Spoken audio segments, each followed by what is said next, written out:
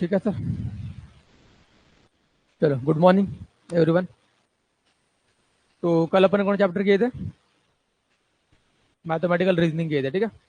तो जैसा मैंने बोला था, वो अपना जो टॉपिक है वो एलिमिनेट है। तो हाँ हाँ, वो डुअल डुअल वगैरह नहीं है अपने इसमें, ठीक है। तो इसका तो अपन ने पूरा टॉपिक कवर कर लिया था। फाइन, जो क्वेश्चन बोला था वो सॉल्व कर लिया। आ गए, सारे आ गए। तो मैक्सिमम क्वेश्चन अपने जेई मेंस के किए थे, मालूम है क्या? ठीक है। तो बस, तो आप सीडी क्वेश्चन देख लेना, बिल्कुल सेम टू सेम, उससे और इजी होंगे, उससे तो टफ हो गए नहीं, आई होप।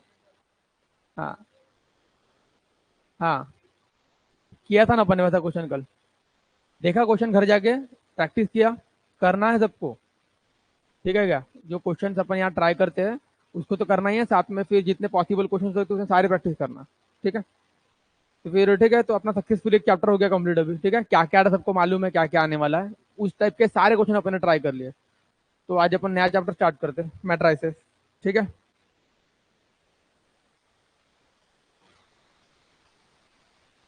क्या हो गया इसको?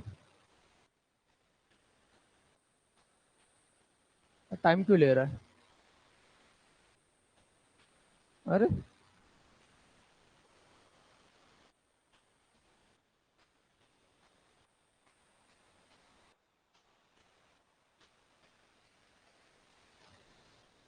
ऐसा क्यों हो रहा है? अच्छा, ऐसा है क्या? क्या पता, कोई बात नहीं, चलो। हाँ, अच्छा ठीक है। चलो, तो मैट्राइसेस स्टार्ट करते हैं। तो मैं क्या बोल रहा हूँ, मैट्राइसेस पढ़ने के पहले ना थोड़ा सा डिटरमिनेंट का थोड़ा सा नॉलेज ले लेते हैं, क्योंकि डिटरमिनेंट जरूरी है, हमको मालूम है। तो डिटरमिनेंट का थोड़ा नॉलेज ले लेते हैं अपन। तो मेरे को बस इतना बता दो, डिटरमिनेंट मतलब क्या होगा?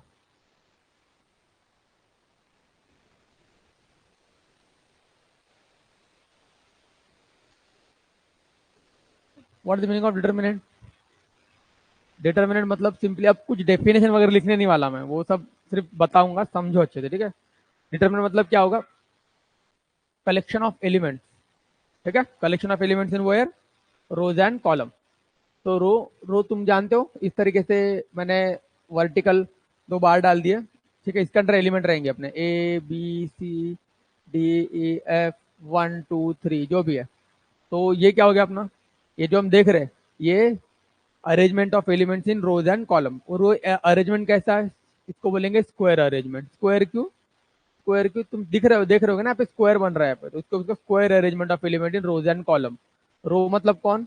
ये तुम्हारा रो 1, ये तुम्हारा रो 2, ये तुम्हारा रो 3, ये रो 1 रो 2 रो 3। ठीक है, ये तुम्हारा कौन है? ये तुम्हारा कॉलम 1, ये तुम्हारा कॉलम 2, और ये तुम्हारा व्हाट, कॉलम 3 है। तो ये हो गया square arrangement of element in rows and column, इसको बोलेंगे डिटर्मिनेंट। डिटर्मिनेंट को जनरली अपन ऐसे डेल्टा से डिनोट करते हैं। ये बहुत पॉपुलर नोटेशन है, इसके अलावा और कुछ और भी हो सकता है। अब देखो, अब बात करते हैं ऑर्डर की। ऑर्डर जानते हो क्या होता है? ऑर्डर मतलब number of rose into number of column. कितने रोज है अपने पास? 3। कितने कॉलम थे अपने पास? कॉलम। तो ऐसे 3 × 3 ऐसे लिखना पड़ता है। क्या हो गया इसको? हाँ, 3 × 3 ऐसे लिखना पड़ता है। तो 3 × 3 कितना होता है? हाँ कितने एलिमेंट है यहाँ पे? है बराबर। तो ऑर्डर, ऑर्डर में जब आप मल्टीप्लीकेशन करोगे तो अपने को उतने नंबर ऑफ एलिमेंट वहां पे मिलेंगे। ठीक है। तो डिटर्मिनेंट का जो ऑर्डर होता है वो हमेशा क्या होगा? सेम बाय सेम होगा, या फिर 3 by 3 ऐसा बोल सकते हैं। या फिर हम सीधा बोल सकते हैं उसको, डिटर्मिनेंट ऑफ ऑर्डर। अरे यार, ये बराबर नहीं हो रहा है। ऑर्डर 3 ऐसा भी इसको बोल सकते हैं अपन लोग। क्या बोल सकते हैं? हाँ, वहां दिख रहा है ना, चलो कोई नहीं। तो इसको बोलते हैं हम लोग डिटर्मिनेंट ऑफ ऑर्डर 3। तो खैर, ये हो गया जानकारी अपना डिटरमिनेंट के बारे में। अब बहुत इंपॉर्टेंट बात है जो अपने को काम आने वाली है, माइनर एंड को फैक्टर। माइनर एंड को फैक्टर, ठीक है ना। माइनर एंड को फैक्टर जानते हो, माइनर को फैक्टर क्या होता है? देखो, हर एक एलिमेंट का माइनर निकलता है, हम जानते हैं इस बात को। हर एक एलिमेंट का माइनर निकलता है, और हर एक एलिमेंट का को फैक्टर भी निकलता है। चलेगा। तो अपन क्या करते हैं, एक डिटरमिनेंट लेते हैं और ट्राई करते हैं क्या माइनर हो सकता है किसी एलिमेंट का। ठीक है। तो सपोज मैंने कोई एक डिटरमिनेंट डेल्टा ले लिया यहाँ पे। जनरल एग्जाम्पल लू कि कोई नंबर वाला एग्जाम्पल लो? तुम बोलेंगे वैसा, नंबर वाला। नंबर में जल्दी समझेगा, ठीक है।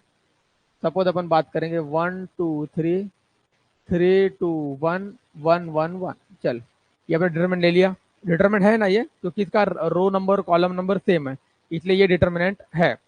अब बात करेंगे अपन लोग माइनर की, ठीक है। तो माइनर को जनरली एम आई जे से डिनोट करते हैं, ठीक है। M notation for minor, I J, I is called as row number, J is called as column number, समझ गए माइनर। तो ये ऐसे होता है। तो इसका मतलब अगर मैंने M11 बोला, M11 मतलब क्या होगा, माइनर ऑफ, ठीक है ना, element at first row and first column. तो फर्स्ट रो और फर्स्ट कॉलम कौन सा होता है बेटा, ये होता है तुम्हारा फर्स्ट रो, और ये होता है तुम्हारा, इन दोनों को छोड़ देंगे, जो बचा है वो डिटरमिनेंट लिख लेंगे, समझ गए ना। 2 1 1 1 चलेगा। डिटरमिनेंट सॉल्व करना सबको आता होगा ऑब्वियसली, क्या होगा यहाँ पे बताओ, 2 - 1 हो जाएगा, तो ठीक है। तो ये तुम्हारा माइनर ऑफ एलिमेंट 1 1, तो 1 1 इज माइनर ऑफ एलिमेंट 1 1, ठीक है। अभी अगर मैं तुमसे बोलूं कि बताओ M32 क्या होगा, तो आप बोलोगे ये minor of element at third row and second column. Third row कौन सा होता है, ये third row and second column को छोड़ देंगे, जो बचा पार्ट है वो लिख देंगे। कौन बचा है, 1 3 3 1, 1 3 3 1। इसको सॉल्व करना आता है ना, क्या सॉल्व करेंगे, 1 × 1 -3 × 3 कितना हो जाएगा, -8। What is -8 here, -8 is nothing at third row and the second column. Clear हो गया।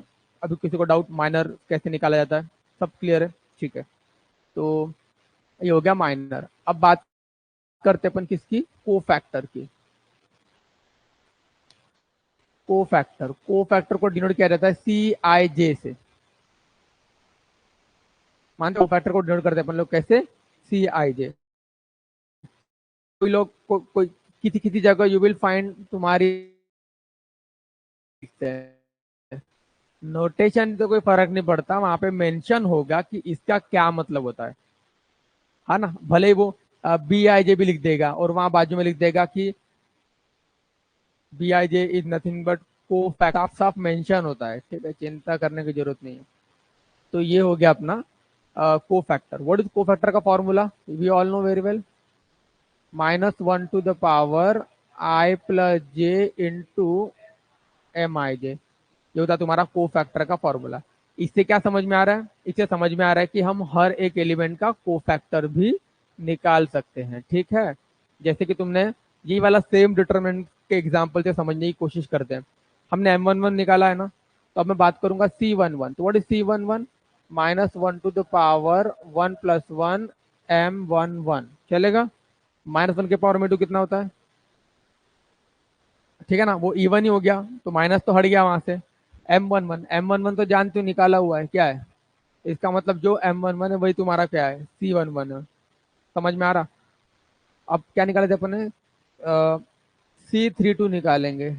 व्हाट इज C32, -1 के पावर में 3 + 2 M32, ये ऑड हो गया मतलब माइनस बाहर आएगा। तो उसके बाद M32 निकला हुआ है, कितना हो, -8, तो इसका मतलब कितना हो जाएगा, 8 ही तुम्हारा आंसर होगा। कोई डाउट समझने में, कोफैक्टर, ये फॉर्मूला क्लियर हो गया, माइनर समझ में आ गया, कोफैक्टर समझ में आ गया, डिटरमिनेंट भी समझ में आ गया। डिटरमिनेंट मतलब square arrangement of elements in rows and column, done. Okay, आगे बढ़ ले। अब देखो, नॉलेज के लिए तुमको मैं एक काम करता हूँ, डिटरमिनेंट की प्रॉपर्टी भी देख लेते हैं। किसी को पता है डिटरमिनेंट की प्रॉपर्टी,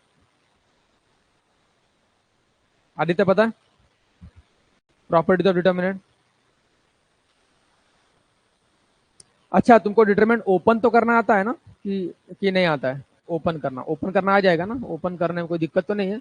जैसे कि कोई डिटरमिनेंट अपन ने ले लिया ABC,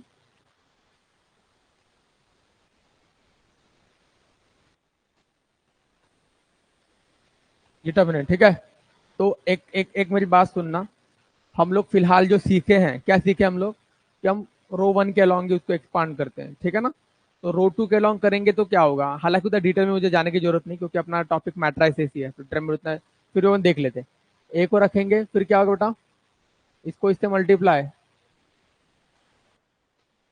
ये चलेगा ना, राइट। उसके बाद बताना फिर क्या आता है, माइनस आता है, क्या रखेंगे, सेकंड रो वन के अलॉन्ग अपन एक्सपांड कर रहे हैं, फिर माइनस क्या लिखना पड़ेगा, बी, फिर क्या आने वाला बेटा, डी के माइनस आई एफ, ठीक है, फिर क्या करेंगे, प्लस, फिर सी आएगा, सी, फिर ब्रैकेट में क्या लिखोगे आप, हाँ डी जे माइनस जे, सॉरी जे नहीं, आई आई ई, डी जे माइनस आई, ये नोटेशन होता है, इस पे ज्यादा अपन फोकस नहीं करेंगे, ये तो अपने को चीजें आती है। अब थोड़ा सा एक हल्की फुल्की प्रॉपर्टी की बात कर लेते हैं डिटर्मिनेंट पे, ठीक है।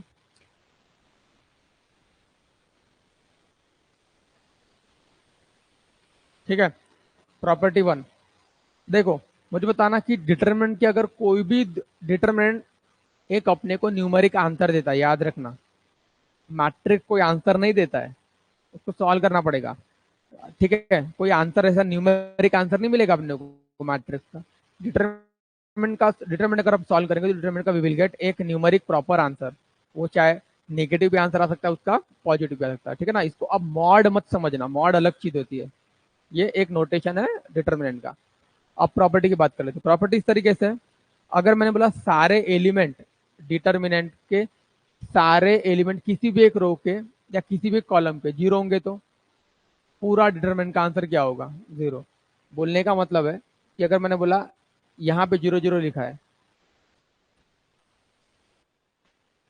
इसका आंसर कितना होता है, इसका आंसर जीरो आता है, ठीक है, याद रहेगा। तो मैं क्या लिखूं, अभी लिखता नहीं हूं, तुम समझ जाओगे क्या बोला मैंने, इफ एनी रो और any column of a determinant, if all the elements of any row or any column zero, then the value of determinant is also zero।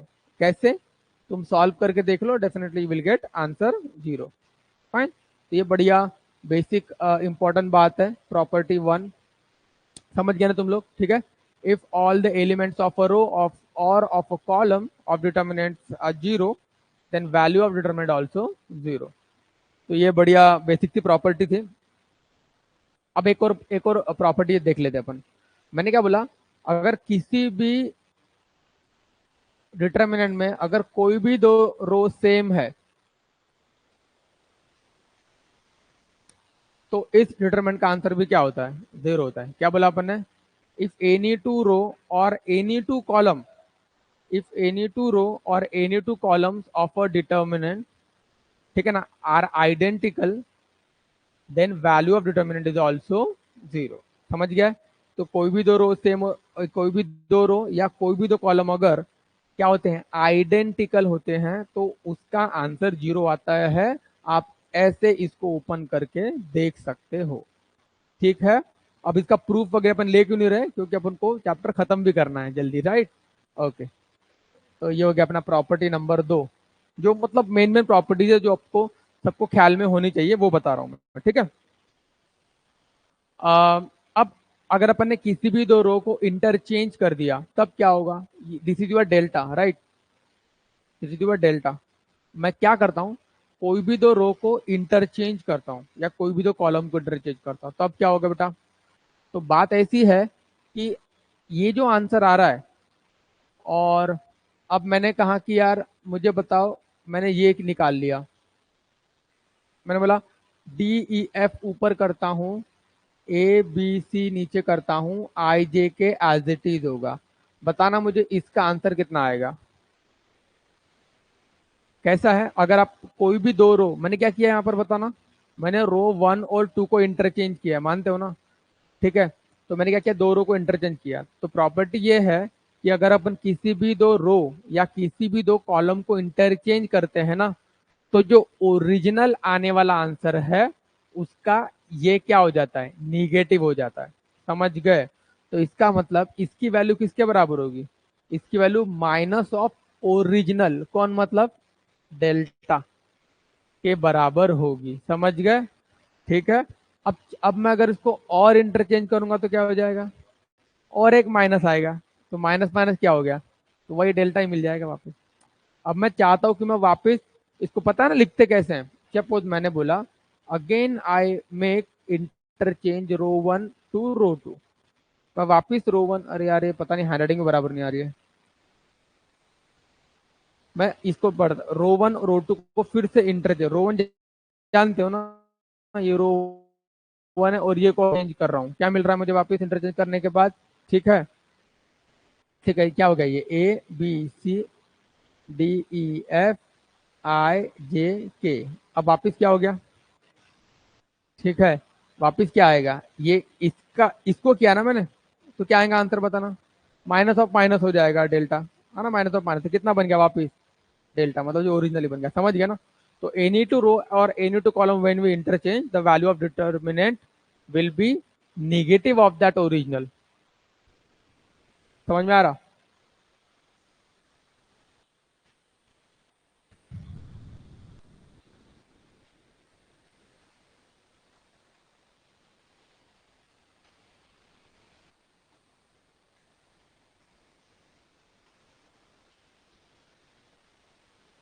चल एक और लास्ट देख लेते हैं, स्केलर मल्टीप्लीकेशन वाली प्रॉपर्टी देख लेते हैं।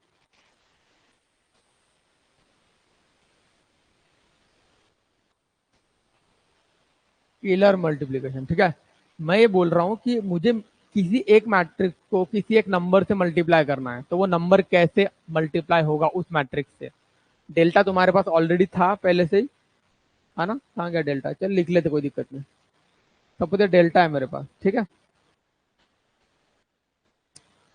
डिटरमिनेंट है, ऑर्डर क्या है इसका, 2 × 2, 2 × 2 या फिर 2, 2 का इटसेल्फ मतलब होता है 2 × 2।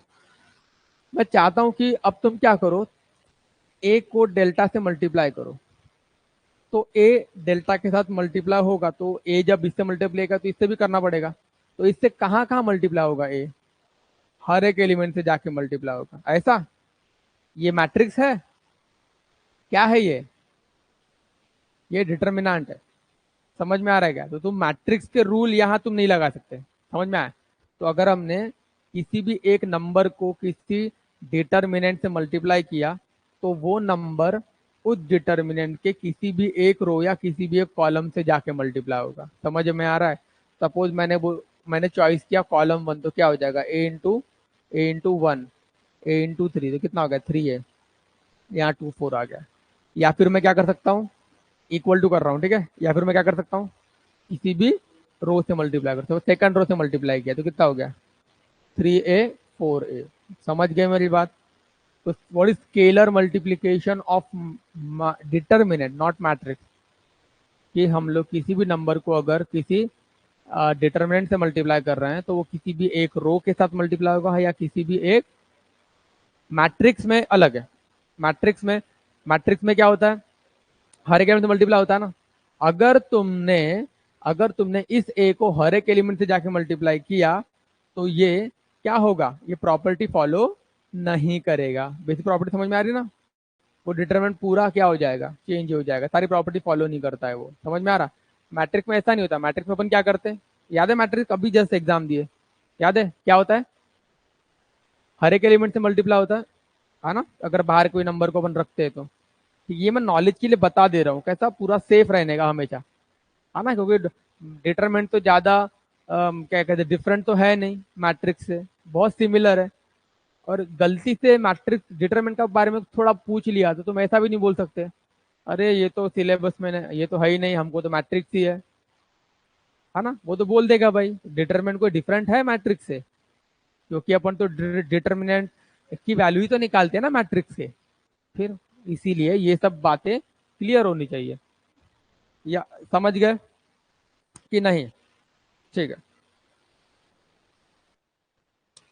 तो देखते और क्या प्रॉपर्टी ऐड कैसे करते हैं डिटरमिनेंट को, याद है एडिशन कैसे होता है, बता देता हूँ, पता है नहीं पता है, सपोज ध्यान से सुनना, मैंने बोला a+1 b+1 c+1, फिर क्या लिखेंगे सी डी ई आई जे के, ऐसा लिखा है, क्या डिटर्मिनेंट है क्या डिटर्मिनेंट?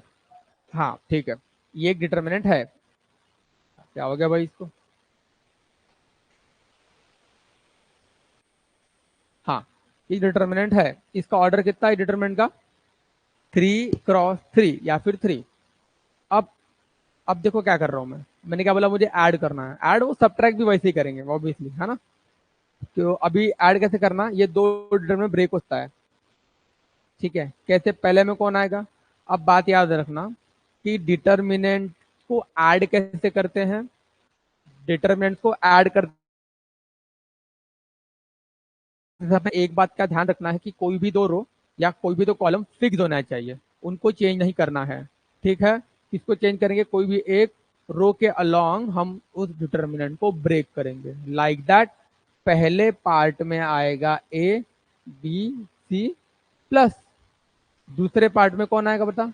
1 1 1 1 1 1। क्लियर हुआ? यहाँ पे फिर ये दो रो देख, मैं ऐसे कॉपी कर रहा हूँ तो समझ सकता है मैं क्या बोल रहा हूँ। ये दो जो रो है ना, यहीं पर रहेंगे। कम करना पड़ेगा। और यही सेम, और यही सेम कहाँ रहेंगे? यही सेम यहाँ रहेंगे। ये कॉपी करने से क्या समझ में आ रहा है तुमको? कि कोई भी दो रो क्या है, फिक्स रखना है, और किसी भी एक रो के अलोंग क्या करना है, उसको ब्रेक। उल्टा भी कर सकते हैं ना, अगर ऐड करना है तो। ऐड करना है तो कैसे करोगे? अच्छा ठीक है, क्या क्या तुम्हें ये समझ आया मैं एडिशन कैसे कर रहा हूँ, समझो अभी? ठीक है, तो तुमको एक बात समझ में आ गई है कि हमको कोई भी दो रो को फिक्स रखना है, किसी भी एक रो के अलोंग उसको एक्सपांड करना है या फिर ब्रेक करना है एडिशन में। ओके, तब ऐसा होता है एडिशन। ऐसा नहीं कर सकते कि अपन, हाँ ऐसा नहीं कर सकते। सपोज ये ऐसा होता तो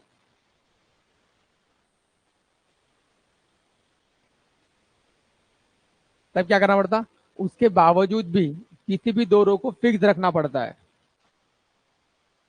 समझ गए ना?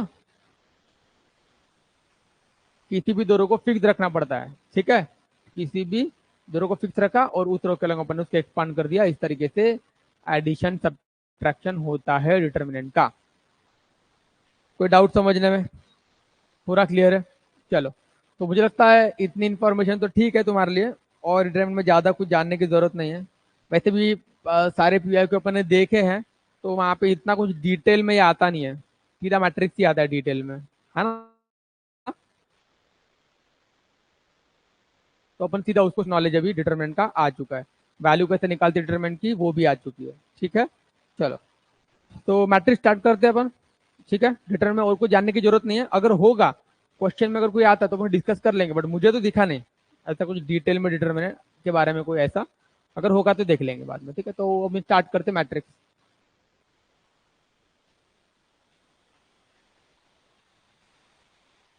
तो मैट्रिक्स की डेफिनेशन याद है सबको? डेफिनेशन क्या होती है, मैट्रिक्स मतलब क्या होता है? बोलो, याद तो होना चाहिए सबको। Number of row column same नहीं रहते, तो सेम रही तो क्या होता फिर? ऐसा नहीं होता मैट्रिक्स। मैट्रिक्स मतलब सिंपल बता रहा हूँ, एकदम सिंपल लैंग्वेज में। Rectangular arrangement of element in rows and column. क्या बोला मैंने? Arrangement of rows in. अब रेक्टेंगुलर बोलने के, रेक्टेंगुलर अरेंजमेंट पर मैंने जब डिटर्मिनेंट की डेफिनेशन बताई थी तब मैंने क्या बोला था? Square arrangement of elements in rows and column. अब मैंने यहाँ क्या वर्ड यूज किया? Rectangular arrangement of element in rows and, मतलब जो अरेंजमेंट है वो स्क्वायर फॉर्म में भी हो सकता है और स्क्वायर फॉर्म में नहीं भी हो सकता है। तो इस तरीके के अरेंजमेंट को क्या बोलते हैं? मैट्रिक्स, ठीक है। ओके, लिखने की जरूरत नहीं है, डेफिनेशन सब क्लियर हो गया। अच्छा, मैट्रिक्स को जनरली अपन कोई भी कैपिटल लेटर को यूज करते हैं डिनोट करने के लिए। जैसे कि मैंने लिखा ए 2 × 3। अब इसका मतलब ए, मतलब A is the notation for matrix, and what is 2 × 3? 2 × 3 is the order of the matrix. तो नाउ यू टेल मी, इस मैट्रिक्स के अंदर कितने एलिमेंट्स होंगे टोटल? अभी तो डिस्कस किया था, सिक्स एलिमेंट, कितने रोज होंगे इसके पास? दो रो। कितने कॉलम होंगे इसके पास? तीन कॉलम। तो number of rose into number of column. तो मैट्रिक्स को हम लोग इस तरीके से बॉक्स से डिनोट करते हैं, ऐसा बॉक्स ब्रैकेट। तो दो रो लिख देंगे और अपने आप कितने कॉलम आ गए यहाँ पे? अपने आप तीन कॉलम आ गए, दो रो और तीन कॉलम। देखो यार, नोटेशन ऐसा भी हो सकता है, कुछ जगह पर तुम ऐसा नोटेशन भी देख सकते हो। समझ गए क्या? ये या फिर ऐसा होगा या फिर ऐसा होगा, दो में से कैसा भी हो सकता है। तो ये हो गया rectangular arrangement of element in rows and column. Okay. अभी मैंने तुम लोग को ये बोला कि तुम एक काम करो, कंस्ट्रक्ट मैट्रिक्स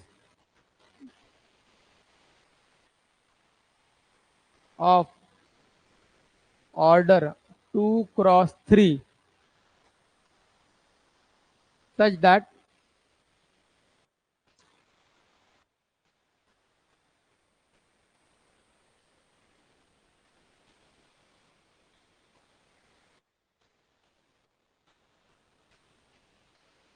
ये पता है क्या लिखा मैंने? ये मैट्रिक्स ए, फिर ये वाला क्या है? बॉक्स ब्रैकेट, उसके अंदर क्या है? एलिमेंट। आई वैल्यू का, आई वैल्यू कौन लेगा? 1 2। जे वैल्यू क्या होगी? 1 2 3। समझ गए? ये आई क्या होता है? 1 2। जे क्या होता है? 1 2 3। तो ये रो नंबर और ये क्या होगा तुम्हारा? Column number. मैंने क्या क्या क्वेश्चन क्या किया बताओ? तुमको ऐसा एक मैट्रिक्स कंस्ट्रक्ट करना है जिसका ऑर्डर क्या होगा? 2 × 3 such that A I J is equal to I+J/2। A I J is notation for element of matrix. ये जो दिख रहे हैं तुमको, ये वाला, ये तीनों, ये एलिमेंट को हम ऐसे नोट करते हैं, डिनोट। तो क्या हम ये मैट्रिक्स कंस्ट्रक्ट कर सकते हैं? बिल्कुल। मैट्रिक्स क्या उसका? ए। कैसे कंस्ट्रक्ट करेंगे बेटा? अब मुझे बताओ, रो कितने हैं? दो। तो ये वाला जो, और कॉलम कितने हैं? तीन। एक मिनट रुकना। एक दो तीन, एक दो तीन, दो रो और तीन कॉलम। सब समझ में आ गया? मैं तुमसे एक बात पूछता हूँ, मुझे बताओ, इस वाले एलिमेंट का पोजीशन क्या है? A11। इस वाले का A12। इस वाले का A13। इसका A21। इसका और इसका A23। समझा? ये पोजीशन है, याद रखना। तो अब A11 कैसे मिलेगा? आई की जगह वन और जे की जगह वन रखना पड़ेगा। तो कितना हो गया? 2/2, वन आ गया। ये 1 2 कैसे मिलेगा? वन प्लस, कितना हो जाएगा ये? 3/2। ये कैसे मिलेगा? 1+1 + 3/2। कितना आएगा? 2। चलेगा? ये 2 1 रखो, कितना आएगा ये? 2। अच्छा, ये कितना आएगा? 2 + 3/2, कितना हो जाएगा? तो क्या तुम्हें ये मैट्रिक्स कंस्ट्रक्ट करना आ गया? पूरा समझ गए? ठीक है, मैट्रिक्स क्या होता है, और इसमें अपन ने नोटेशन भी देख लिए। ठीक है। अब मैट्रिक्स में क्या क्या होना चाहिए? मैट्रिक्स में कौन कौन सी बातें पता होनी चाहिए? रो मैट्रिक्स क्या होता है, कॉलम मैट्रिक्स क्या होता है, उसके बाद स्क्वायर मैट्रिक्स क्या होता है, डायगोनल मैट्रिक्स क्या होता है, अपर ट्रायंगुलर क्या होता है, लोअर ट्रायंगुलर, ये सब के बारे में जानकारी है अपने को कि नहीं है? है? बताना जरा, रो मैट्रिक्स।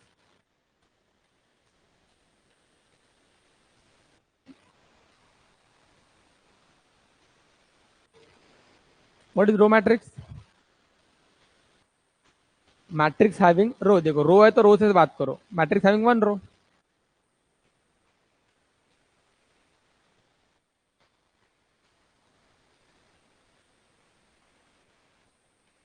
बड़ा सिंपल है। इसमें क्या होगा? सिर्फ एक ही रो होगा। ठीक है। मैट्रिक्स को कर दो कैपिटल लेटर से। अब कोई भी अपन एग्जाम्पल दे सकते हैं, कैसे देंगे? कोई भी एग्जाम्पल लिख लो। है ये मैट्रिक्स, कितने रो है इसके पास? कॉलम कितने हैं? एक, दो, तीन। क्या लिखेंगे? 1 × 3, ऑर्डर ऑफ द मैट्रिक्स। अच्छा ठीक है, चलो। Column matrix having one column. हाँ, एक कॉलम, हैविंग वन कॉलम।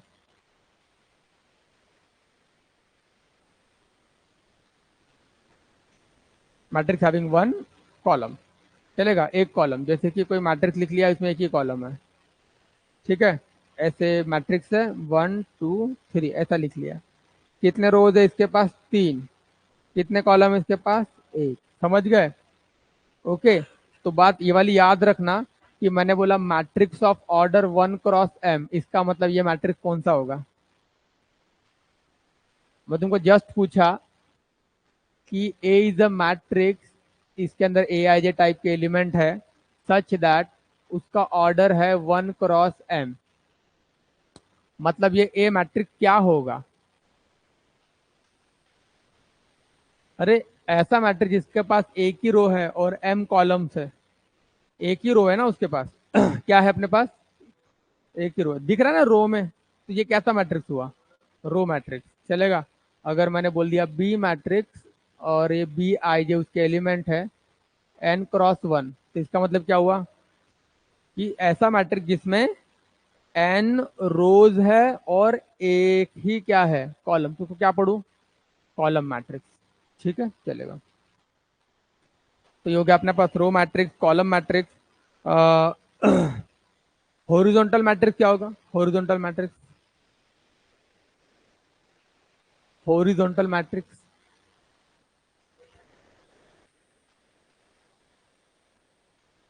ऐसा नोटेशन, ऐसा थोड़ा सा जानकारी के लिए बता रहा हूँ क्या होगा हॉरिजॉन्टल? मतलब ऐसा वो हॉरिजॉन्टल दिखना चाहिए, मतलब क्या ज्यादा होंगे और क्या कम होंगे? रो कम होंगे, कॉमन सेंस लगाना पड़ेगा यहाँ पे, कोई ऐसा कोई ये जरूरी नहीं है, कॉमन सेंस लगाओ तो भी आ जाएगा। तो तुम्हें लगता है क्या ऐसा मैट्रिक्स रो मैट्रिक्स कहलाएगा, हॉरिजॉन्टल मैट्रिक्स कहलाएगा, ऐसा मैट्रिक्स हॉरिजॉन्टल मैट्रिक्स कहलाएगा? ये कहलाएगा कि ये कहलाएगा? ये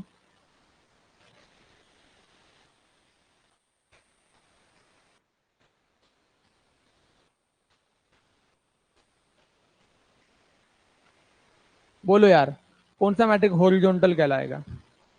नाम से मतलब समझ में आता है हॉरिजॉन्टल का, ये कहलाएगा हॉरिजॉन्टल मैट्रिक्स। तो ये तो मैंने ऐसे लिख के बताया, इसको वर्डिंग में कैसे लिखूं मैं? अरे कौन कम है यार, कौन ज्यादा है? अरे यार नंबर ऑफ रोज कम है और नंबर ऑफ कॉलम ज्यादा है, तो हॉरिजॉन्टल मैट्रिक्स मतलब क्या होंगे? Number of rose lesser than number of column. क्या ये बात क्लियर है? Horizontal matrix. और वर्टिकल मैट्रिक्स तो मुझे बताने की जरूरत नहीं है, ये कौन सा मैट्रिक्स होगा? वर्टिकल से मतलब क्या होता है? नंबर ऑफ कॉलम्स ज्यादा, ज्यादा होंगे नंबर ऑफ कॉलम, क्या नंबर ऑफ कॉलम क्या होंगे? कम होंगे, और नंबर ऑफ रोज ज्यादा होंगे। समझ गए? तो खैर ये बता दिया। अब आते हैं अपन लोग स्क्वायर मैट्रिक्स पे। स्क्वायर मैट्रिक्स बताना जरा क्या होता है? Number of rose and number of column क्या होंगे? दोनों में सेम होंगे। अब स्क्वायर मैट्रिक्स है बहुत ही ज्यादा इंपॉर्टेंट, क्योंकि तुम्हारा बहुत ज्यादा क्वेश्चन या फिर बहुत अच्छी प्रॉपर्टी जो भी है, वो सारी किस पर डिपेंड करती है? स्क्वायर मैट्रिक्स पे। समझ में आएगा? और वैसे ही क्वेश्चन बन सकते हैं बहुत अच्छे वाले। ठीक है, अब धीरे धीरे हम लोग तुम्हारे टेक्स्ट बुक पे आ रहे हैं, धीरे धीरे पहुंच रहे हैं अपन वहां पे, ठीक है। हाँ,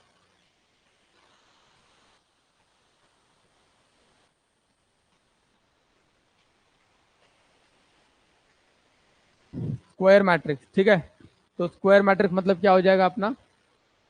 number of rose, number of columns, ये दोनों इक्वल होंगे, उसको बोलेंगे अपन लोग स्क्वायर मैट्रिक्स। अब नल मैट्रिक्स बता दो।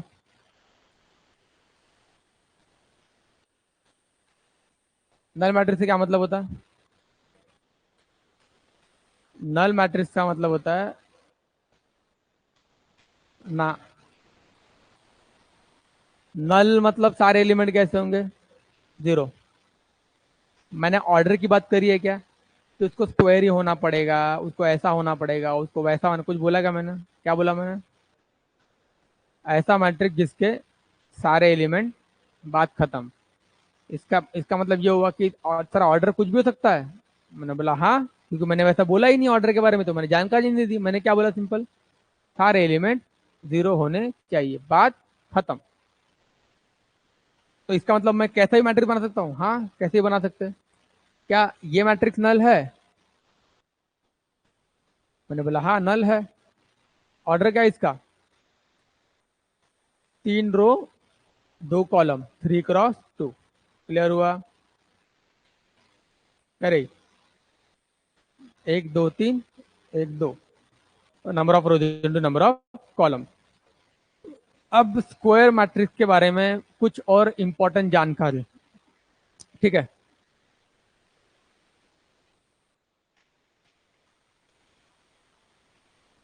For square matrix.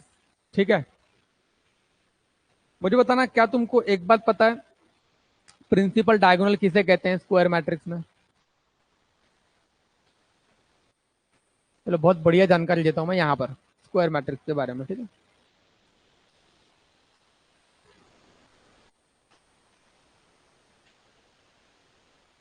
एक मैट्रिक्स ले लेते स्क्वायर वाला, या फिर एक काम करते हैं एन ऑर्डर वाला ले लेते हैं, तो बहुत ज्यादा डिटेल में समझाना हो जाएगा।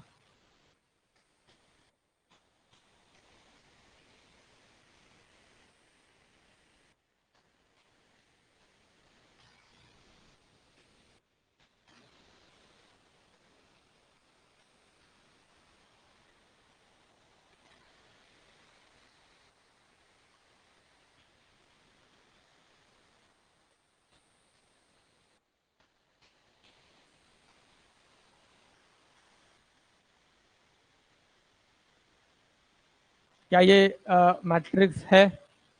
ऑर्डर कितना है इसका? बता दो जल्दी, लिखता हूं मैं यहाँ पे। नंबर ऑफ रोज कितने हैं? एन। रो कौन डिसाइड करता है? पहला नंबर। कॉलम को डिसाइड करता है दूसरा नंबर। समझ में आया क्या नहीं आया? रो कितने हैं बताओ? यहाँ पहुंचो, कितने रो है? एन। कॉलम कितने हैं बाजू में देखो? एन। ऑर्डर क्या हो गया अपने पास? एन क्रॉस एन, ये अपने पास मैट्रिक्स का ऑर्डर हो गया। अब दो चार बातें इंपॉर्टेंट वाली ध्यान देना। इसे हम लोग बोलते हैं प्रिंसिपल डायगोनल।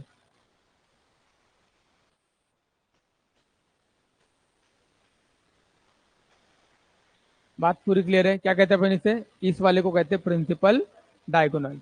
ओके, अब दूसरी इंपॉर्टेंट बात, दूसरी इंपॉर्टेंट बात, ये जो दिख रहा है ना ये वाला, इसको कहते हैं अपर ट्रायंगल, और इसे कहेंगे अपन लोग लोअर ट्रायंगल।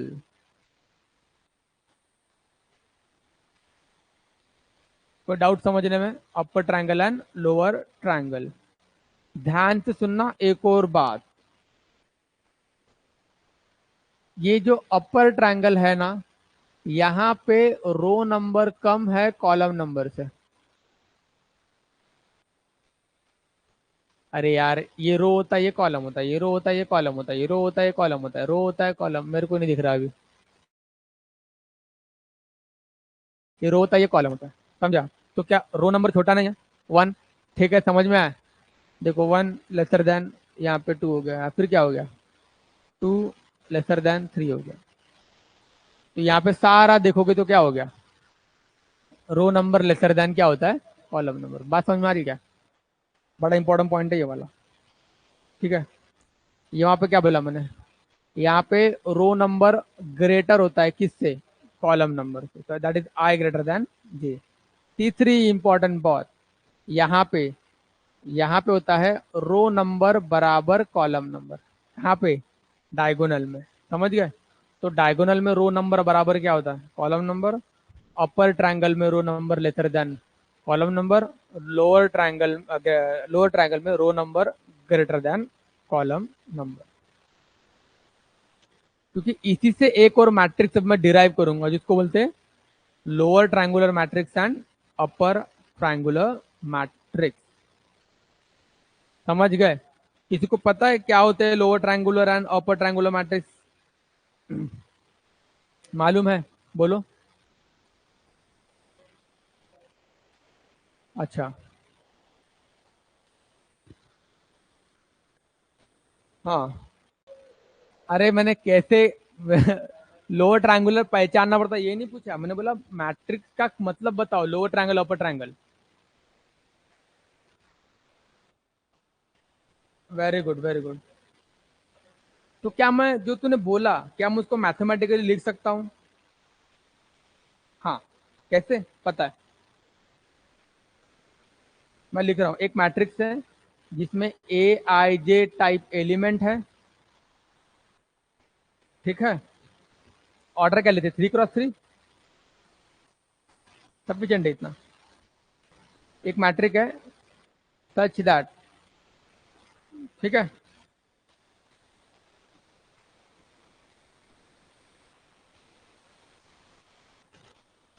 ठीक है, एलिमेंट जो होने वाले हैं, एक मिनट रुको।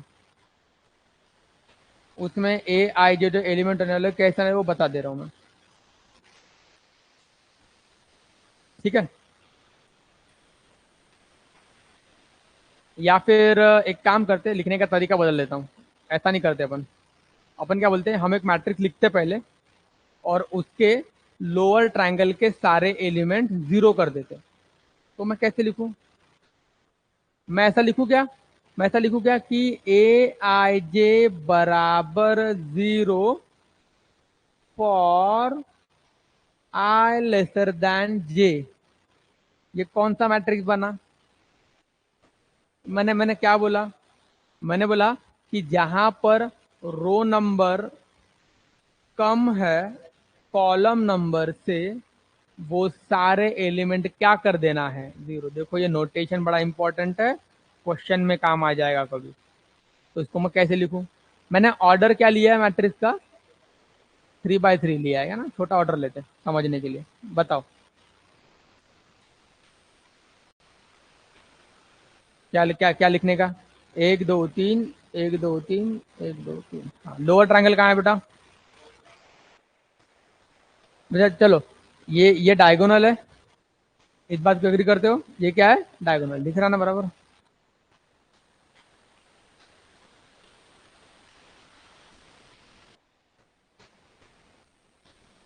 तो लोअर ट्रायंगल के सारे जीरो करना है। लोअर ट्रायंगल मतलब ये पहले 3 एलिमेंट, ये दूसरे 3 एलिमेंट, तीसरे। तो लोअर ट्रायंगल के 3 एलिमेंट कौन से हैं?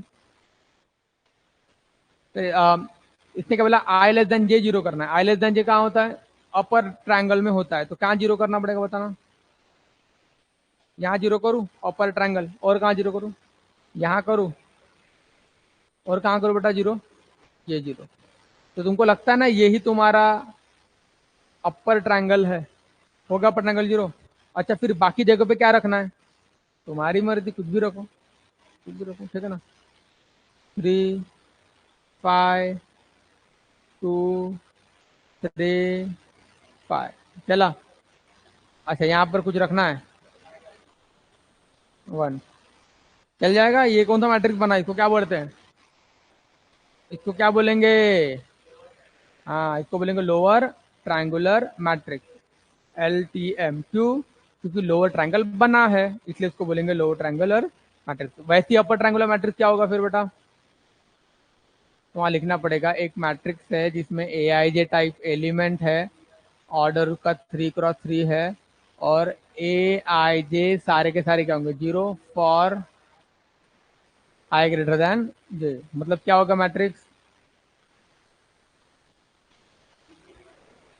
हाँ, नीचे के कौन से जीरो होंगे बेटा? 1 2 3, 1 2 3, 1 2 3। लोअर ट्रायंगल कौन कौन से एलिमेंट? ये वाला, ये वाला जीरो, और बताओ, बताओ। ये डायगोनल है ना अपना? कौन सा? ये क्या है अपना? तो अपने को कौन सा बनाना है अभी? आई ग्रेटर देन जे कहाँ होता है? नीचे। ये सारे जीरो करना है। कौन सा जीरो होगा? ये वाला जीरो हो गया। बाकी जगह पे क्या रखना है? कुछ भी रखो, कुछ भी मतलब अभी देखते क्या रखना है। 1 2 3 5 5 2। कौन सा मैट्रिक्स कहलाएगा ये? अपर triangular matrix, that is UTM। किसी को डाउट समझने में पूछो, चलेगा। अब बात करते हैं अपन लोग कि अगर स्क्वायर मैट्रिक्स की बात हो रही, मैं बात किस कर रहा हूँ, स्क्वायर मैट्रिक्स। अब मुझे बताओ, स्क्वायर मैट्रिक्स के अंदर अगर उस मैट्रिक्स का डिटरमिनेंट वैल्यू 0 हो जाता है तो उसको क्या बोलते हैं, पढ़ा होगा सबने।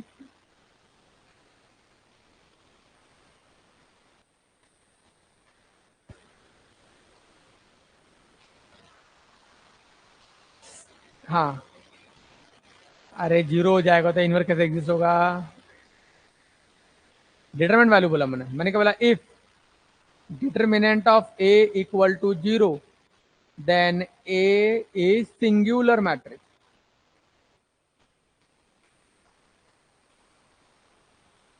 याद है कि भूल गए। अगर डिटर्मिनेंट ऑफ ए क्या है, नॉन जीरो, तो ए इज नॉन सिंगुलर मैट्रिक्स।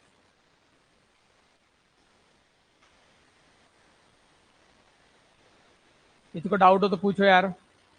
अगर डिटर्मिनेंट ऑफ ए जीरो का तो मैट्रिक्स क्या कहलाता है, singular. Determinant of a non zero तो मैट्रिक्स क्या कहलाता है, नॉन सिंगुलर। ठीक है, इंपॉर्टेंट है, इसी पर तो सारा खेल है। Fine, okay.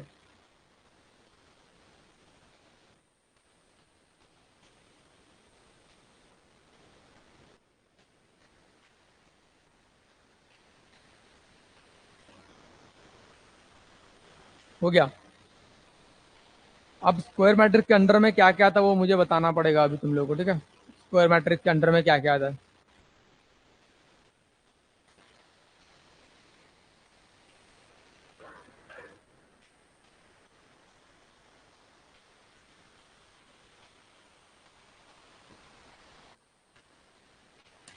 क्या क्या आता है स्क्वायर मैट्रिक्स के अंडर में, डायगोनल मैट्रिक्स आ सकता है ना।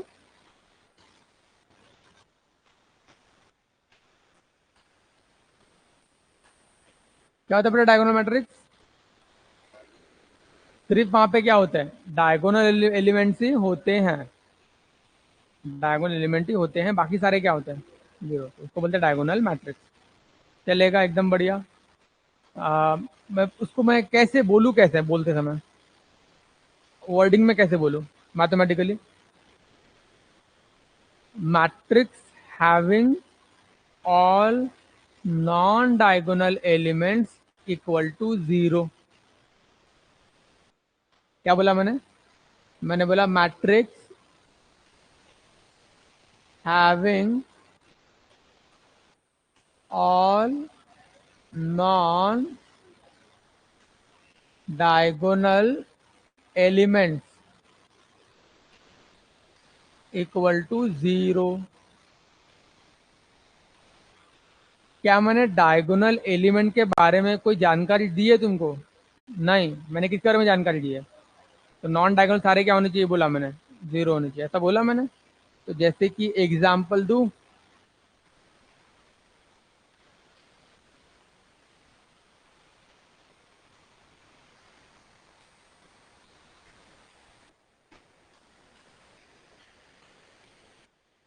पहले डायगोनल फिल कर लेते हैं, ठीक है।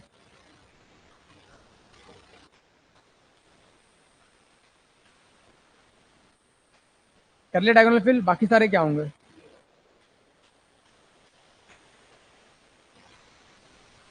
क्या होता है ये डायगोनल मैट्रिक्स। अच्छा, उसको लिखने का तरीका देखो, जो तुम्हारे कभी कभी एग्जाम में पूछा जा, अब मतलब एग्जाम में लिखा हुआ हो सकता है।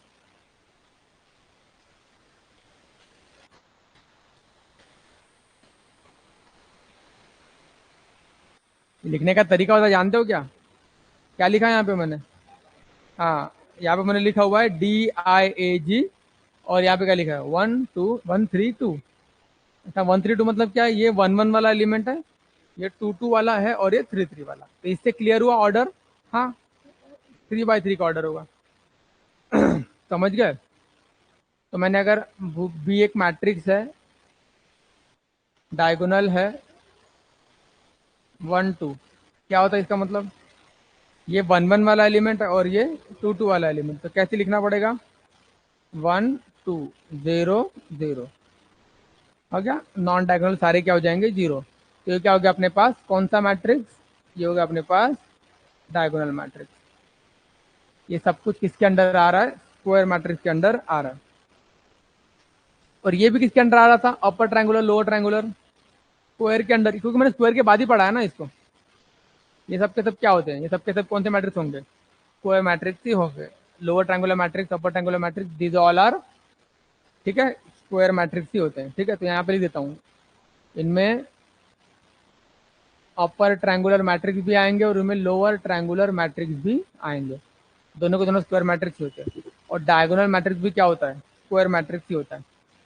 अब डायगोनल के अंदर एक और चीज आती है, ध्यान होगा तुम लोगों को, स्केलर मैट्रिक्स।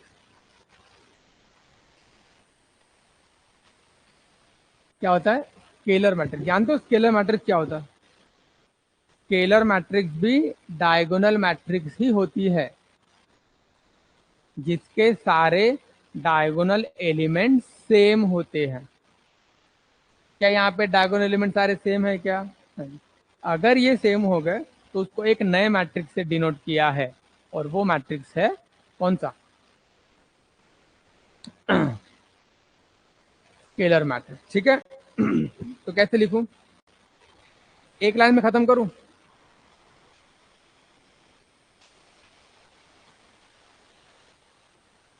आई आई मतलब, आई मतलब रो नंबर और आई मतलब कॉलम नंबर। अरे दो बार आई है ना रे, आई कॉमा आई आई आई है ना वहां पे, मतलब रो और कॉलम दोनों आया है, तो रो कॉलम सेम कहाँ पे होता है, डायगोनल में होता है, अभी तो सिखा है।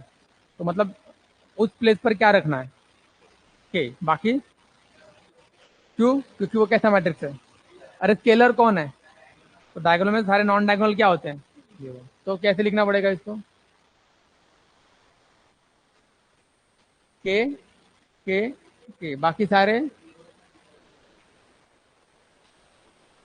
क्या एग्री कर दो इस बात से, सबको समझ गए स्केलर मैट्रिक्स क्या होता है। हाँ,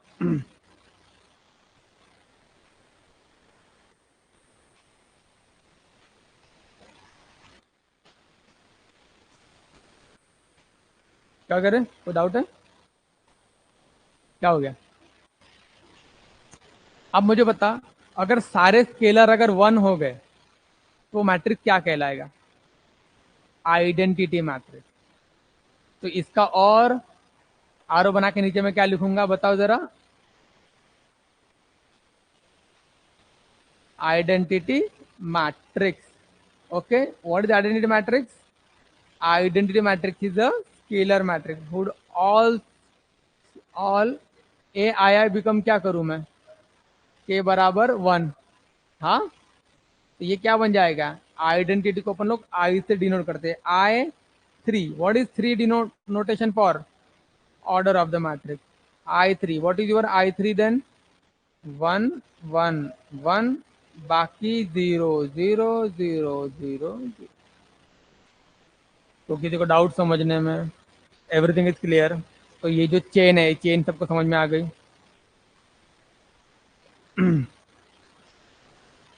चलो आगे बढ़ते हैं हम लोग।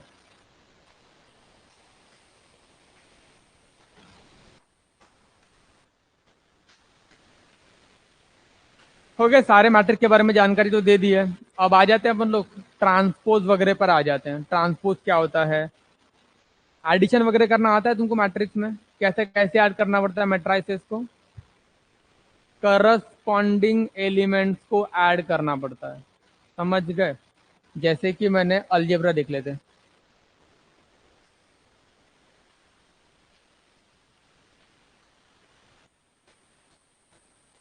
Algebra of matrices. ठीक है, तो एडिशन कैसे करेंगे, सपोज एक मैट्रिक्स है जिसका ऑर्डर m क्रॉस n है, एक दूसरा मैट्रिक्स है इसका ऑर्डर भी क्या है, m क्रॉस n है।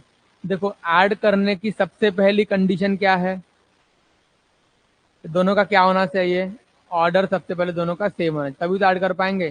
तो मैंने कर दिया इनको ऐड। तो ऐड कैसे करना पड़ता है बेटा दो मैट्रिक्स को, क्योंकि उन दोनों का ऑर्डर तो सेम है ना, तो उनके करस्पॉन्डिंग एलिमेंट्स ऐड होते हैं। करस्पॉन्डिंग एलिमेंट मतलब इसका A11 वाला इसके A11 वाले के साथ ऐड होगा, इसका 22 वाला इसका 22 वाले के साथ ऐड होगा, इसका 13 वाला इसके 13 वाले के साथ ऐड ऐड होगा। तो उसको मैं क्या लिखा, इस तरीके से आएंगे मैट्रिक्स में element A I J plus B. ये क्या लिखा है मैंने, जरा समझाना। ये मैट्रिक्स में ये एलिमेंट है इस टाइप के, ऐसा लिख दूं चल जाएगा? और इसका भी ऑर्डर कितना होगा? तो क्या मैंने ऑर्डर चेंज किया क्या? तो ऑर्डर चेंज नहीं होगा। और ऐड कैसे करना है बोला मैंने? बराबर है कि नहीं बराबर है? ठीक है। और एक टर्म है अपने पास, अगर दो मैट्रिक्स का एडिशन अगर 0 है तो हम बोलते हैं A and B called additive inverse.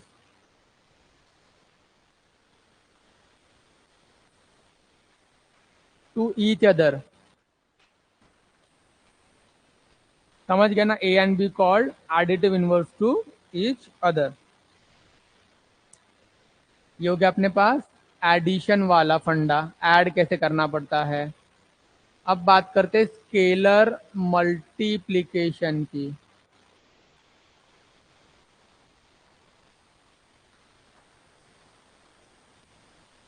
अब बात करते हैं स्केलर मल्टीप्लिकेशन की। बताना जरा कैसे मल्टीप्लाई करते हैं हम किसी भी नंबर को मैट्रिक्स से। देख मैं क्या लिख रहा हूं, नोटेशन में ही मेरा आंसर है। कितनों को ये बात क्लियर है?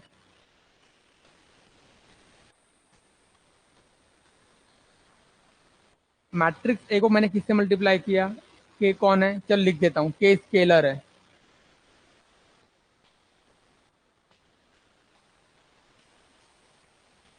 के कौन लिखा मैंने? के स्केलर है, मानते हो?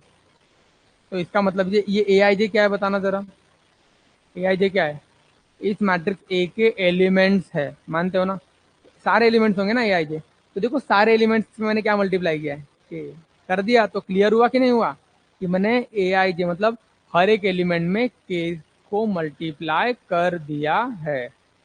तो मैंने क्या बोला, K multiply to all elements of matrix ए।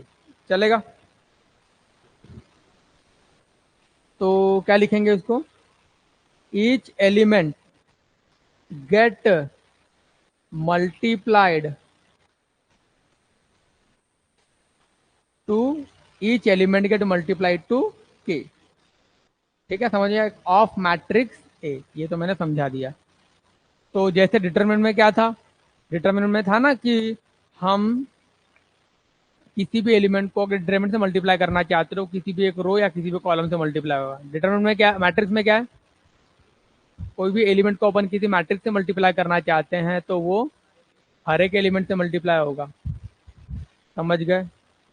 तो क्या तुमको अलजेब्रा में एडिशन क्लियर है, स्केलर मल्टीप्लिकेशन भी क्लियर है?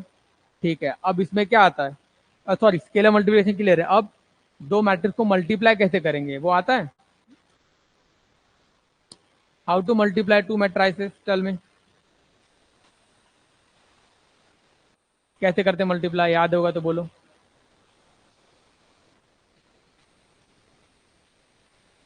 जल्दी बताओ। नहीं याद आ रहा है?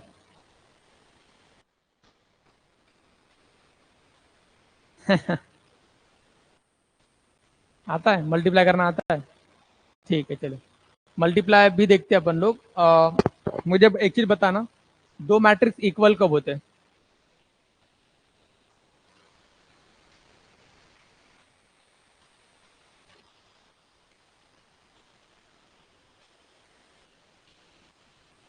दो मैट्रिक्स इक्वल कब होते हैं,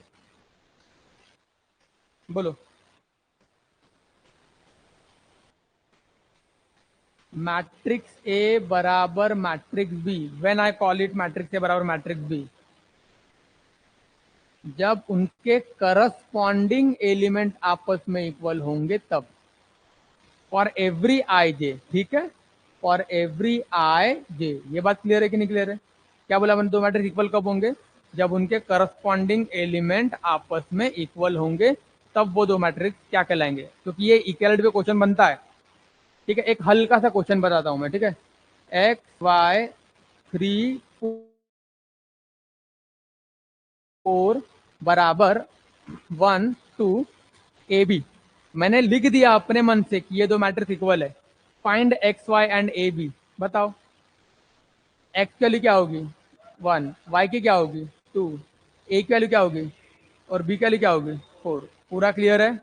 तो दो मैट्रिक्स आपस में इक्वल होने से क्या मतलब होता है, दो मैट्रिक्स आपस में इक्वल है, इसका मतलब ये होता है कि उनके करस्पॉन्डिंग एलिमेंट्स आपस में इक्वल होंगे।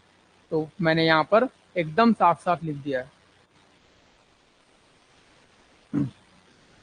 मेरे ख्याल से टाइम अपना हो गया है, हाँ? चलो, कोई हो गया टाइम कि नहीं हुआ, हो गया टाइम, कितना बजे खत्म होता है? अरे 10:30 होता है ना, 10:30 बजने के ना। मुझे ऐसा क्यों लग रहा है, ये बहुत अच्छा, ये रिफ्लेक्ट हो रहा है बहुत ज्यादा। चलो आप पानी पी लेते यार थोड़ा। एक क्वेश्चन देता हूँ इक्वालिटी पे, ठीक है। अरे बहुत क्वेश्चन आते हैं यार इक्वालिटी पे भी, देखा मैंने।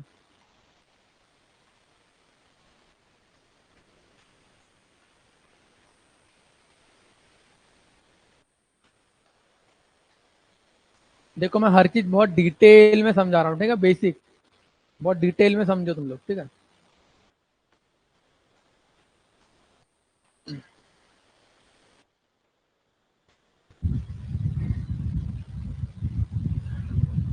और जितने क्वेश्चन मैं करा रहा हूँ वो सारे क्वेश्चन की प्रैक्टिस कर लेनी है, उसको छोड़ना बिल्कुल नहीं है। और अपने पास एक 30 क्वेश्चन की शीट है जो अपन डिस्कस करने वाले हैं, तो तुम लोग यहाँ से कलेक्ट कर लेना अगर तुमको चाहिए होगा तो। ठीक है, अब मैं कैसा शीट होगा, ये ऐसा होगा, ऐसा शीट होगा 30 क्वेश्चन का, तो वो तुम कलेक्ट कर लेना। हाँ, मैट्रिसेस का। और लॉजिक का भी ले लो, मैं बोल देता हूँ उनको लॉजिक का निकाल के रखने के लिए, ठीक है। 30 क्वेश्चन का वो भी कलेक्ट कर लो। चलो हो गया। तो अभी बात कर लेते हैं, एक क्वेश्चन हल्का सा क्वेश्चन दे देता हूँ, ठीक है। क्वेश्चन अपने पास 1 2 0 -2 1 3 0 -1 3, ये मैट्रिक्स ए ले लेते अपन, और यहाँ पर मैट्रिक्स बी ले लेते हैं।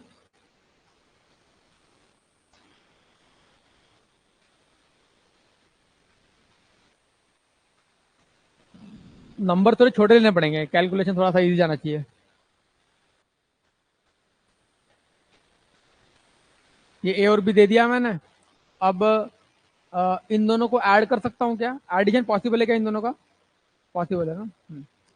तो मैंने क्या बोला अभी, find 2a plus B -2i। कर पाओगे, आराम से हो जाएगा। क्या करना पड़ेगा, सबसे पहले a को 2 से मल्टीप्लाई करना पड़ेगा, फिर एक साथ ऐसा ही लिख देते ना अपन, सीधा कर लेते, ठीक हो। 2 × a, सीधा कर दो 2 × a, लिख के दिखाना पड़ेगा कि क्या होता है 2 × a।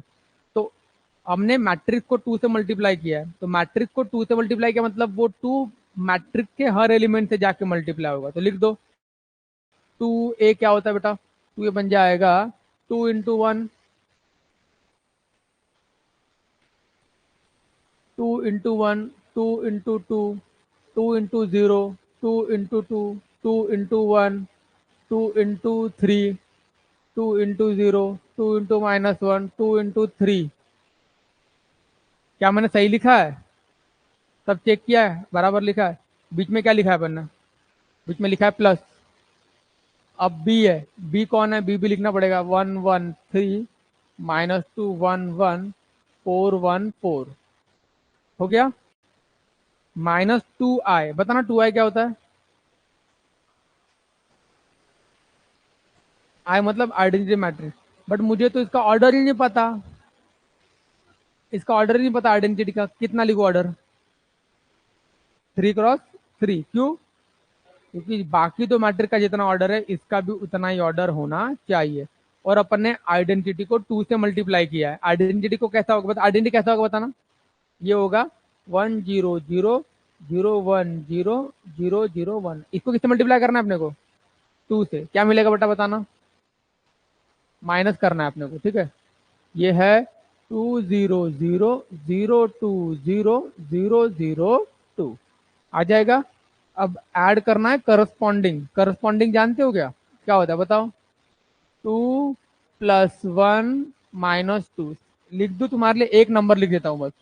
2 + 1 - 2 corresponding element add subtract होंगे। दूसरा वाला 4 + -2 मतलब 4 - 2 -0। समझ गए? अभी करस्पॉन्डिंग एलिमेंट ऐड होगा 0 + 4 - 0, है ना? 0 चलेगा। क्या ये तुम बाकी फिल कर सकते हो आराम से? तुमको मैंने समझा दिया कैसे ऐड करना पड़ता है।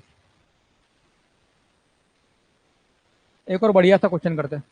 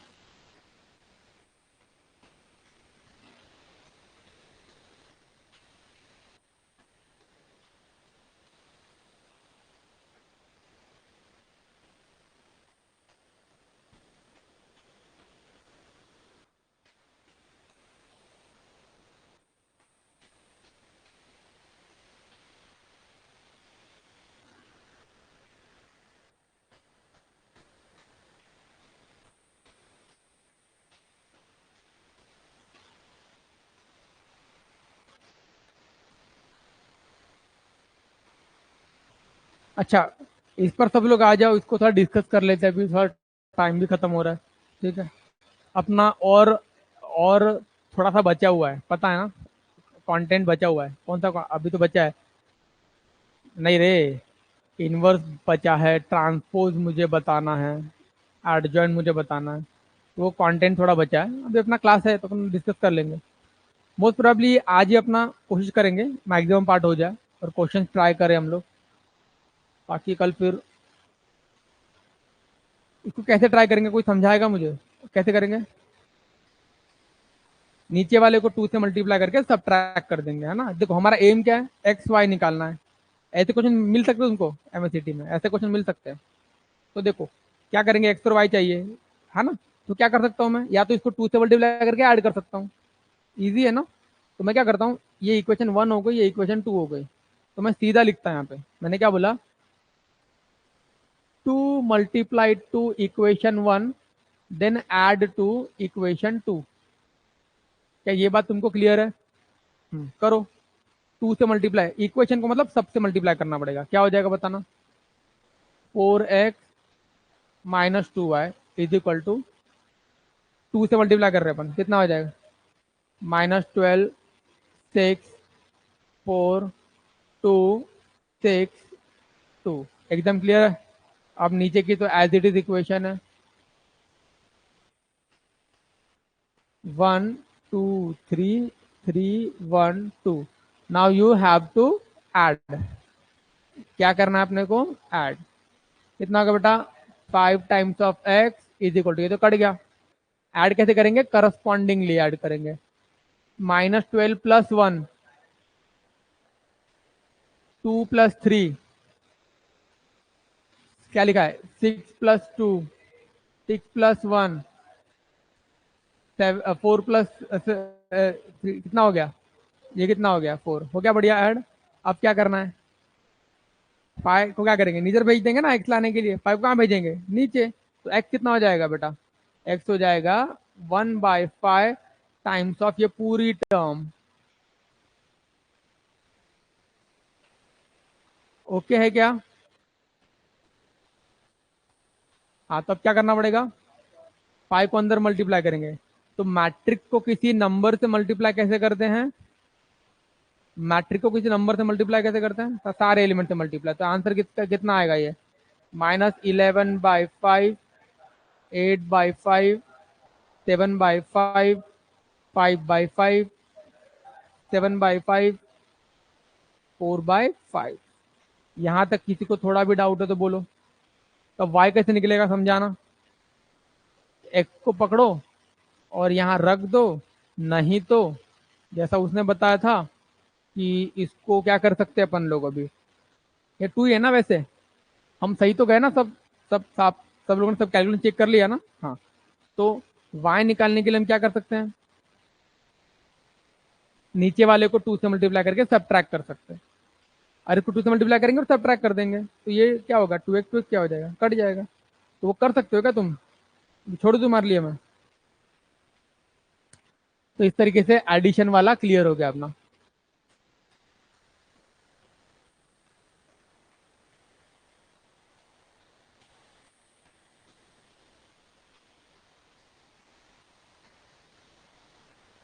अच्छा, एक एक एक क्वेश्चन पूछे क्या हल्का सा, ये हो गया ना तुम्हारा। एक बढ़िया सा क्वेश्चन पूछा, मुझे बताओ। एक मैट्रिक्स है जिसमें टोटल 12 एलिमेंट है, चलेगा। एक मैट्रिक्स में कितने एलिमेंट है, 12। तो मुझे बताना टोटल नंबर ऑफ कितने ऐसे मैट्रिसेस बना सकते हैं जिसमें 12 एलिमेंट है।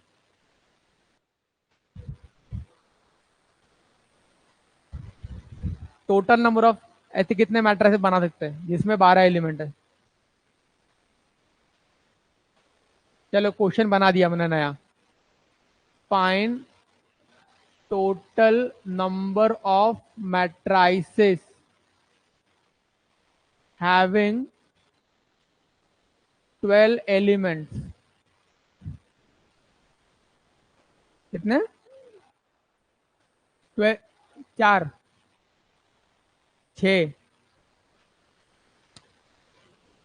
क्वेश्चन क्लियर है, क्वेश्चन समझ में आया क्या। हाँ बताओ।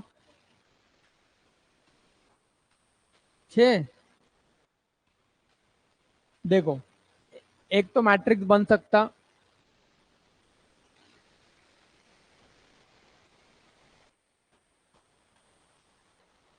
एक तो मैट्रिक्स बन सकता जिसका ऑर्डर क्या होगा, 1x12, इसमें भी 12 एलिमेंट है। एक क्या हो सकता, 2x6। एक क्या हो सकता, 3x4। एक क्या हो सकता, अरे 4x3 नहीं हो सकता कह रहे हैं, 4x3। एक और क्या हो सकता, 6x2। एक क्या हो सकता है, 12x1। और हो सकता है क्या, 12 एलिमेंट बनने वाला मैट्रिक्स। कितने पॉसिबल मैट्रिक्स है, 1 2 3 4 5, total 6 matrices we can form, each of them having 12 element. बात क्लियर है क्या। तो चलो, तो ये अपना टॉपिक पूरा कवर हो गया। तो ठीक है, तो आगे का टॉपिक अपन नेक्स्ट क्लास में डिस्कस करते हैं। ठीक है, तो जितना पढ़ा है उतना अच्छे से रिवाइज कर लेना। Fine, okay then will end the class.